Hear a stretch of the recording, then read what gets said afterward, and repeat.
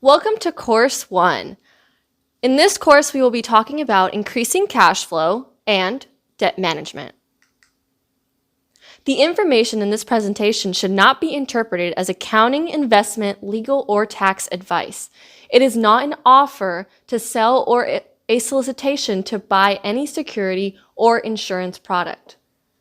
This workshop is for educational purposes only, and our national campaign for financial literacy is to bring financial awareness and education. You will not learn everything during the course of this workshop. However, we hope you learn basic financial concepts, gain more confidence in reaching your goals, and help empower others to do the same. To help us preserve the integrity and context of the information, please do not take any photos, videos, or record this workshop. Our mission is to build and protect wealth for families. We want to help people move from financial insecurity to financial independence. Our vision is to build a new industry with 1 million business associates worldwide and revolutionize the financial services industry to help resolve the consumer's dilemma lack of understanding, planning, and support. Do it right, do it with pride. Congrats! We are the lucky few. Most people work for money, but few know how to make money work for them. Control your finances, control your future. Right now, we are going to begin establishing your goals using the Financial Goals worksheet on page 6. For workshop number 1, increase your cash flow, turning spenders into educated savers. This is what you will learn. It isn't about how much money you make, but how much money you keep. Here at WSB, we know that money isn't the greatest wealth. Applied knowledge is. Discover $100 to $200 that you will not know you had. Cost of wasting $6.60 a day, and learn when your money is going. Understand some misconceptions in defining assets and liabilities. Know the tax advantages of being a business owner. See the potential of earning money in WFG. To increase your cash flow, there are only 2 ways to increase your cash flow. Earn more and spend less. Easy as that. There are 2 types of people. You can either be A or B. A saves first and then they spend. But B spends first, and then they try to save what's left. Let's turn you from a B to an A. Income and saving and investments equals wealth. But income, debt, and spending, that just makes you broke. Let's find ways to save more and spend less. Pay yourself first. Now let me explain a little bit about paying yourself first. Would you rather make a payment first to your family, your children, and your future and then spend what's left? Or spend first and try to save what's left for your family, children, and future? So let's figure out what are your daily expenditures. Go on workbook page 9 and you will see a chart that you can use to see what are you spending your money on and how many times a week you spend that on. What are you using? Are you using cash? Are you using a debit card, a credit card? What you're going to do is you're going to put the date, the item you're going to buy, the amount you spent, and what you used. For example, me this morning, I got a Starbucks and it was $5.50 and I used cash. You're going to do that for everything you spend and you're going to see, what am I spending more on? Cash? Am I spending more credit? Am I spending a lot on my debit card? And you're going to try to balance that out. Reminder, if I purchase an item today and charge it, will I be able to pay it in full when I get my next bill? Have I saved 10% of this month's income yet? If so, rewards are okay if I pay cash.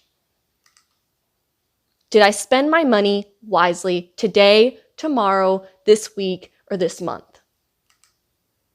Step 2, areas to reevaluate to find money to save. Possible monthly savings. 1, increase federal tax refunds. Increasing your deductions puts more in your monthly check. Check with your HR payroll debt. 2, eliminate or reduce premium cable or satellite to basic level. Why do you need to be premium? 3, consider larger deductibles on auto, RV, homeowners, collision insurance policies. Check out $1,000 deductible. Reduce number of lattes, alcohol, cigarettes each month. You don't need that. 5, cancel extras on cell phone, data, features, etc. Are there any corporate discounts you can use? 6, if you have over 20% of equity in a home, eliminate PMI insurance premium. This is very important. 7, if you own a cell phone, cancel regular landline. 8, cancel or lower accidental death or dismemberment policies. 9, credit line on auto, appliances, cycles, and trailers, items you finance. 10, eat out early, choose happy hour menus. So don't eat out too late, and also choose happy hour. It's cheaper and it's so much better. Reevaluate your property and casualty insurance on a regular basis. Don't forget about that. 12, take sack lunch 2 to 3 times per week. Why do you have to eat out every day? You don't need that. 13, cancel gym memberships you don't use. I know you don't use that, so find an alternate way to exercise. Walk your dog, go outside. You don't need a gym membership. 14, cancel magazine subscriptions on automatic renewal. 15, organize errands and carpool with others. 16, do your own chores.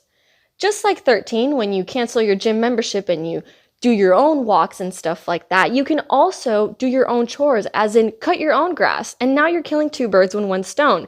You're going to the gym and you're sweating with your own time, but you're also doing your own chores and you don't have to pay somebody else to do it for you. 17, keep warmer and cooler house. For example, don't change the temperature of your house constantly. Don't go from cool to heat every day. Just keep it leveled. 18, use coupons for groceries and dining out. I bet you get so many of those coupons in the mail. Use them. 19, own your own business for tax deductions, of course.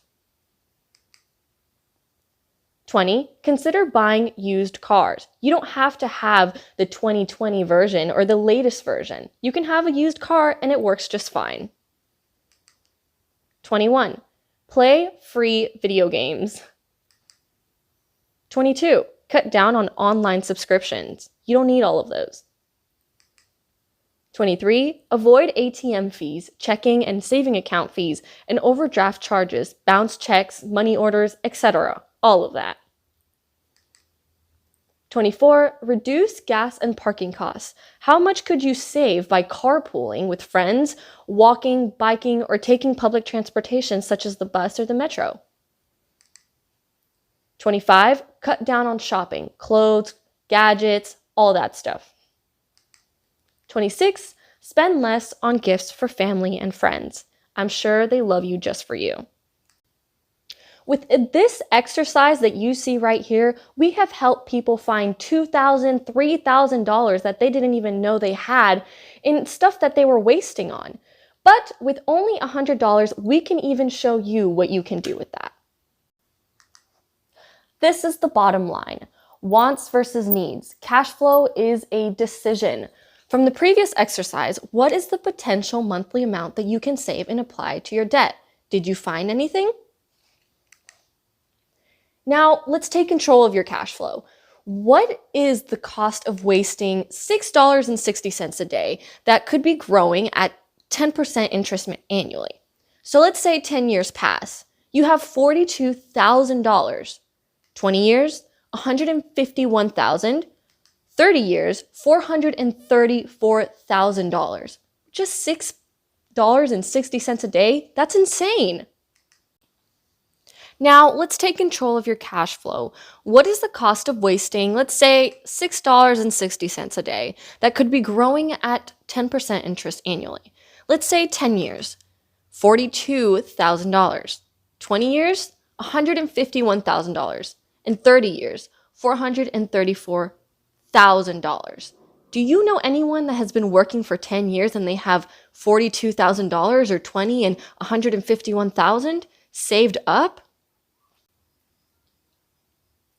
Let's determine your assets, liabilities, and net worth. So what are those things? Okay, let me explain. Assets are something that has monetary value. Liabilities, a claim on your asset, and net worth is an asset minus liability.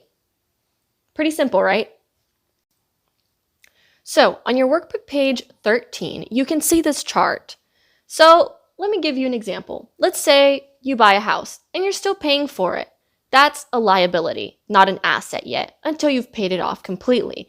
And let's say something horrible happens to you and someone passes away or you pass away. What are you going to leave your family? An asset or a liability? You don't want to leave them more debt. You want to leave them something like an asset. Now, for the rest of the exercise, you can talk to an instructor or someone that can help you out, fill out the rest. Now, this is some food for your thought. Rich dad, poor dad's definition of asset and liability. An asset is to put money in your pocket. Liability is to take money out of your pocket. The rich buy assets. The middle class buys liabilities they think are assets. Debt management. So, what do you think? Buying a new car is an asset or a liability for you? How about all those luxuries you have? Asset or liability?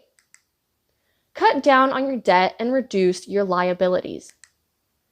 With commitment and discipline, you can get out of debt. I promise. All right, so just imagine living debt-free is a less stressful way of life. Just imagine the day when you had no debt or payments and think about how much simpler life was. If you could use your income for building financial freedom, how much better would life look and feel with no financial stress? Credit card debt. Some strategies for reducing credit card debt include: don't get more debt. Live below your means. Use cash, debit, or prepaid credit cards. Pay only for what is necessary. Necessary like food, the mortgage, insurance, and utilities. Not luxury items, not going out. All that stuff is not necessary. Cut out unnecessary expenses like cable TV and tech upgrades. You don't need that stuff. In the United States, as of January 2013, there was $2.8 trillion in consumer debt. In the US, the average family owes $15,000, almost $16,000 in credit card debt that they carry month after month. What is that kind of living? You shouldn't live that way. The objective is for a person to get out of debt and begin living with their income means. Live a free life, stress-free. So what can you and your family do? Freeze that card. And I don't mean literally put it in the refrigerator. I mean freeze it, as in don't use it anymore. Now let me explain a little bit about freezing your card. There's 2 ways to freeze a credit line. There are 2 good ways, and this is how they are. 1, contact the creditor and ask them to freeze the credit limit to not offer any more credit. Or 2, the other is to be disciplined and stop using the cards. Take the credit cards out of your purse or wallet and put them in a safe hidden spot, a cabinet, somewhere that you're not going to be looking at, because you don't need to use that credit card. Credit line freezes. So let's do a little exercise. Once a credit line is paid off, is it a good idea to close the account? True or false? If you answer true, you're wrong. It's false. Why? Because we don't promote the closing of all your credit lines because credit scores are important. And the higher the credit score, the better the loan terms you'll receive if the need arises. Did you know the average family spends about 25% of their income on taxes and about 10% on service debt?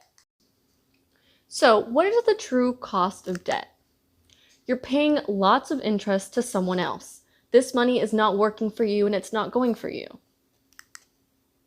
The rule of 72. To use the rule of 72, divide 72 by the interest rate. The result is the number of years it takes for debt or investment to double. 72 divided by 4 is 18. 4 would be your interest rate. 72 divided by 8, 8 would be your interest rate, and you would get 9. 72 divided by 12, 12 being your interest rate, you would get 6.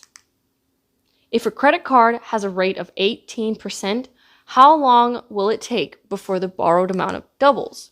So 72 divided by 18, which would be your interest rate, that is 4 years.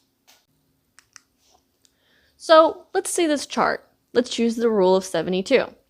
Let's say you have a credit card and the interest rate is 8%. When you first get it, it's going to be $4,000. But after 9 years, it's going to be $8,000. And you're just going to keep on adding that. Now let me explain. The 72 divided by 8, the interest rate, will equal 9 years. And that's why every time 9 years pass, it will double. The same with this one. Interest rate at 12%, 72 divided by 12, the interest rate, you would get 6 years. So every 6 years, it's going to double. And even interest rate at 18%, 72 divided by 18, that's 4 years. Every 4 years, it's going to double. If you decide that you don't want to keep paying for this card, the debt could go up to $2 million, and that is so extremely scary. It can go from $4,000 to $2 million. That's insane. Debt roll-up. If you use a debt counseling service, what do you think would happen to your credit score? Is there another way? Apply the principles of debt roll-up. So let me explain. Debt roll-up starts by increasing cash flow. Attack the smallest debt balance first. What is the effect of this repayment schedule? Well, let me show you a little chart. Let's say you get a home with First Horizon, right? And your balance is $158,400. Your interest rate is 6.75, and your monthly payment is $1,038. Well, if you use the rule of 72, you will actually find out that your real debt is actually $361,000. Now let's continue on that thought. Let's say you get a credit card with US Bank. Your balance is $30,000 and your interest rate 7.50, right? And let's say you get a Dodge pickup, $27,000 with an interest rate of 6. TV and miscellaneous stuff, $6,000 with 12 interest rate. Clothes and vacation, $1,500 with 22.24% of interest rate. Clothes and Christmas stuff, $1,200, 11.10 interest rate.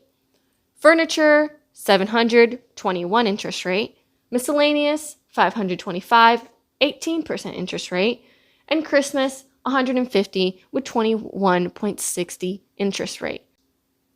So what you think your balance is $225,475. But let's add some interest rate onto there. Your monthly payments are going to be $2,186, all of that. But also think about the 348.5 months that you will be paying. In reality, you're paying $451,349. That's way more than what you thought you were paying. So remember those $100 that you found in that one chart that I told you I was going to show you what we were going to do with? Well, this is what we're going to do. We're going to add those $100 that we found using that chart to our debt.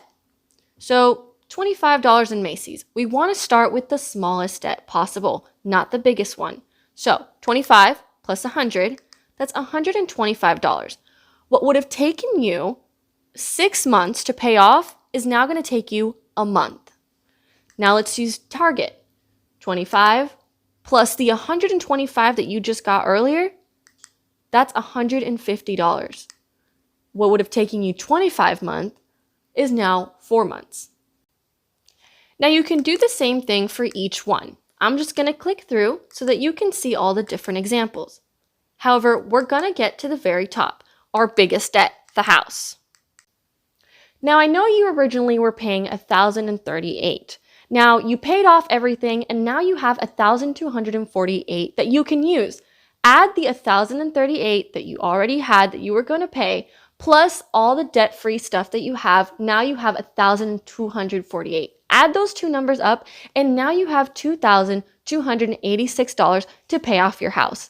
What would have taken you 348 months, which is also almost 30 years, would now take you 145 months, which is now 12 years. With just $100, look what we could have done. Now imagine if you found $1,000, $2,000 that you could have been saving up. You could apply that onto here and you would be saving so much more. Talk to your instructor. They will help you out in the long run. Your total current debt was $225,000. Now it's $225,475. The same thing. Your total monthly payments were $2,186. Now they're $2,286. Why? Because we added those $100 that we were talking about. Your total real debt is $451,349. Now it's $332,722. Time until debt-free was 29 years, and now it's only 12 years. What a difference just an additional $100 can make. What about an extra $200, $300? Like I was saying earlier, what if you find $1,000? They would make such a huge difference. Write down your current debt accounts on page 17 and begin to think about your own debt roll-up plan. So, are we creatures of habit? Here at WSB, we believe that it is important to create good habits by getting out of debt and saving money. Emergency fund. So, what is an emergency? A car crash is an emergency. House damage? Of course it's an emergency. Your washing machine broke? An emergency. You got laid off or you lost your job? Definitely an emergency. Or if you're in a hospital, that also counts as an emergency. So here are the reasons for an emergency fund. No matter how much you plan in life, the unexpected always happens. To prepare for life's little disasters, set up an emergency fund to help pay for any resulting expenses. Don't think you need an emergency fund? Consider these potential expenses and scenarios. So let's say you have a major car repair or a major home repair, an appliance repair or replacement, a loss of a job or serious illness or hospitalization, extended elder care or long term. Everything we talked about earlier. Having an extra source of fund can give your family peace of mind during a stressful time as this. A basic rule of thumb for determining how much you should set aside is 3 to 6 months of your total expenses. So, step 1, start by saving. Save $1,000. Step 2, increase to 3 times monthly income. Step 3, increase to 6 times monthly income. 3 good options to consider for emergency funds are 1, low-risk bond mutual funds, 2, money market funds, or 3, bank account at separate bank without debit card or online access. So, you went through it all, and these are our final thoughts. Would you be willing to be disciplined with spending and live the rest of your life debt-free? Remember, cash is king. Maybe it's time for you to perform plastic surgery on most of your credit cards and not on you. Buy things that you need, not what you want. Who are you going to work for every day? Your employer, your government, the bank, yourself? Who will benefit the most from your hard-earned money? With savings, a person can walk tall. The state of your savings does have a lot to do with how tall you walk. Your savings affect the way you stand, the way you walk, the tone of your voice, your physical well-being, and your self-confidence. A person without savings is always running. He must take the first job offer, or nearly so. She sits nervously on life's chair because any small emergency throws her into the hands of others. Without savings, a person must be too grateful. Gratitude is a fine thing in its place, but a constant state of gratitude is a horrible place to which to live in. A person with savings can walk tall. He may appraise opportunities in a relaxed way, have time for judicious estimates, and not be rushed by economic necessities. A person with savings can afford to resign from her job if her principles so dictate, and for this reason, she will never need to do so. A person who can afford to quit is much more useful to his company and therefore more readily promoted. He can afford to give his company the benefit of his most candid judgments. A person with savings can afford the wonderful privilege of being generous in family and neighborhood emergencies. He can take the level stare of any man, friend, stranger, or even enemy. That ability shapes him or her personality and him or her character. The ability to save has nothing to do with the size of income. Many high-income people spend it all darting through life like minnows. But as the Dean of American Bankers, J.P. Morgan, once advised a young broker, take waste out of your spendings. You'll drive the haste out of your life. If you don't need money for college, a home, or retirement, then save for self-confidence. And with the self-esteem and peace of mind that comes from having savings, walk tall through life. How do we increase cash flow? We know that one way to increase cash flow is to spend less. Another aspect of increasing cash flow is to earn more. There you heard it, spend less and earn more. How do we accomplish that? Be a business owner. Now let's be honest, which would you rather be? Would you rather be an employee, self-employed, a business owner, an investor? Remember, money is time. Consider an additional source of income or a new business career in the financial industry with World Financial Group. You can start a part-time business, share with and educate families to understand all aspects of financial services, help one family per month, help people save. Potentially earn an extra $1,000 per month or more. What would an additional $1,000 per month do for you? Remember those $100 that we were talking about earlier? Imagine now with $1,000 per month, all of the debt that you could wash away and you'd be living debt-free very quickly. Tax breaks of being a business owner. Deduction possibilities. Home office, office supplies, furniture, other equipment, software, mileage, travel, meals, entertainment, Social Security, retirement contribution, telephone charges, insurance premiums, all of those things are deduction possibilities. Put the extra savings in your pocket. You can learn and earn in the financial industry. Become your own money manager. You become a financial professional. Make money, save money, grow money, preserve money. You know how to make money and make money work for you. Move towards a wealthier habit. Step 1, spend less and save more. We've talked about it. 2, earn more. 3, become a business owner. And 4, become an investor. With these 4 steps, you can move towards a wealthier habit. Financial independence is not a dream. It is your decision. So, let's talk about what you learned. Did we help you find ways to increase your cash flow? Contributing $200 per month in savings returning 10% equals $400,000 over 30 years. Wow. Yes, it requires commitment and discipline, I know, but it is feasible for everyone. You can never have true freedom without financial freedom.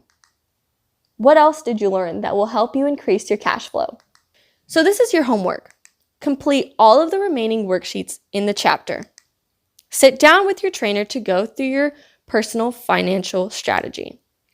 Read pages 1 through 15 of Saving Your Future. Think of some people who could benefit from this information. Can you invite one more person to the next workshop? Have you utilized our membership discounts so you can put more money into your own pocket? Next class, workshop number 2, building a strong financial foundation and proper protection. To get workshop number 2 and class number 2, you will have to finish homework number 1. This homework that is on this slide, you have to finish it all. And if you need help, you can talk to somebody, talk to a trainer or an instructor to help you with it. but you need to finish it first to get to number 2. Money is good for fun. It's good to invest and it's good to give.